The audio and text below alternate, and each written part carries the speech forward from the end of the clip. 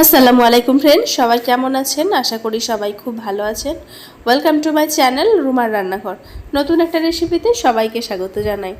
তো ফ্রেন্ডস, আজকে এমন একটা রেসিপি বানিয়ে দেখাবো যেটা বাড়িতে একবার বানিয়ে খেলে বারবার বানাতে চাইবেন, আর এর স্বাদ কিন্তু সত্যি অত্যন্ত সুন্দর হয়।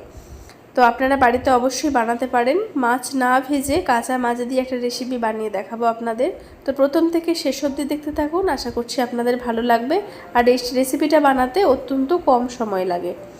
একটা বড় সাইজের মাছ নিয়েছি, যেটাকে এখন আঁশ ছাড়িয়ে ভালো করে কেটে ধুয়ে নিয়ে কতগুলো পিস আমি এখানে নিয়ে নেব।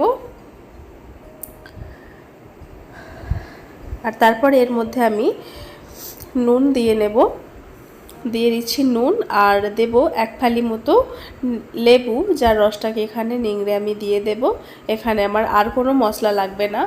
লেবু আর নুনটা মাখিয়ে এখানে আমি মিনিট 10 মতো একটু রেস্টে রেখে দেব, যাতে কি মাছের মধ্যে যে পানিটা আছে সেটা কিন্তু ছেড়ে যায়।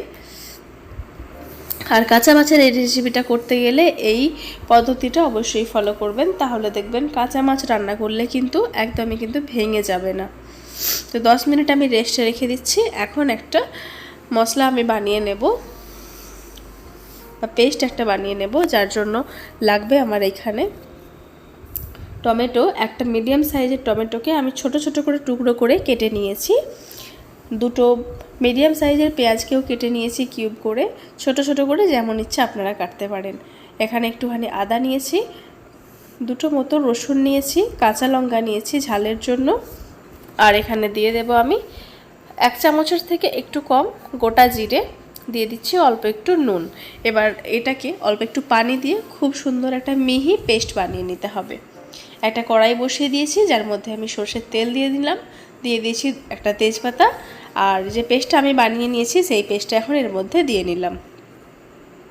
আর এই তেলের মধ্যে এই পেস্টটাকে দেওয়ার পরে খুব সুন্দরভাবে কষিয়ে নিতে হবে।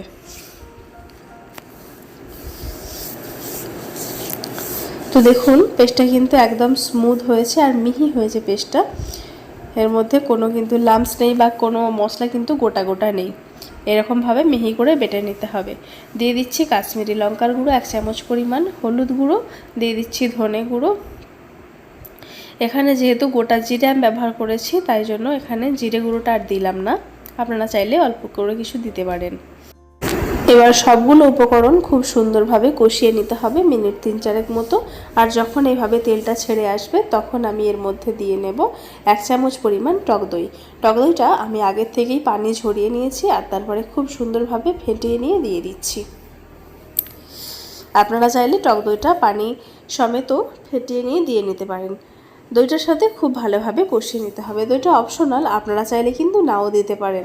তো এই পর্যায়ে টমেটো দিয়েছি আর টক দইটাও দিয়েছি, তো আপনারা চাইলে কিন্তু এটা ব্যালেন্স করার জন্য অল্প একটু চিনি দিতে পারেন, তবে এই রান্নাতে চিনিটা ভালো লাগে না।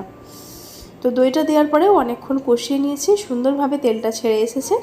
আর এদিকে নুন আর লেবু মাখিয়ে রেখেছিলাম যেই মাছগুলোতে, সেই মাছগুলো কিন্তু অনেকটা পানি ছেড়েছে। পানিটা দেব না, আমি মাছগুলো দিয়ে নিয়ে কাঁচা মাছটার সাথে মশলাটা একটুক্ষণ কষিয়ে নেব। 1 মিনিট মতো কষালেই যথেষ্ট। এবার আমি একটু পানি দিয়ে নিচ্ছি গ্রেভির জন্য। আপনারা আপনাদের পছন্দ মতো পানিটা দিয়ে নেবেন। আমি আমার আন্দাজ মতো একটু পানি দিয়ে নিলাম। আপনারা যেরকম গ্রেভি খেতে পছন্দ করবেন সেরকম পানিটা দিয়ে নেবেন। এখন ঢেকে দেব গ্রেভিটা ফুটে ওঠার জন্য। সুন্দরভাবে গ্রেভিটা ফুটে উঠেছে। এখন একটু নেড়ে দেখাচ্ছি আপনাদের। মাছগুলো কিন্তু খুব সুন্দরভাবে আছে, একটুও কিন্তু ভেঙে যাচ্ছে না, নাড়াচাড়া করলেও একদম সুন্দর গোটা গোটা আছে। এই পর্যায়ে এখানে আমি একটু অল্প ধনেপাতা কুচি ছড়িয়ে নিচ্ছি, আর সব শেষে অল্প একটু গরম মশলা ওপর দিয়ে ছড়িয়ে নিয়ে ফ্লেমটাকে আমি বন্ধ করে দেব।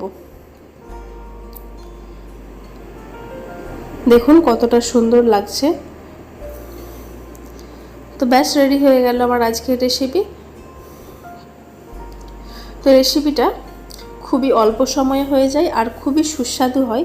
আপনারা যারা কাঁচা মাছ খেতে পছন্দ করেন না বা কাঁচা মাছের রেসিপি খেতে পছন্দ করেন না, যারা ভেজে খেতে পছন্দ করেন, তারা একবার এইভাবে বানিয়ে দেখুন, আশা করছি আপনাদের ভালো লাগবে।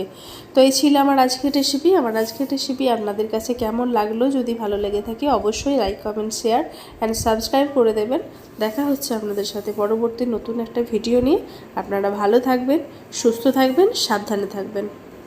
অবশ্যই আমার চ্যানেলটাকে সাবস্ক্রাইব করে নিয়ে পাশে থাকবেন।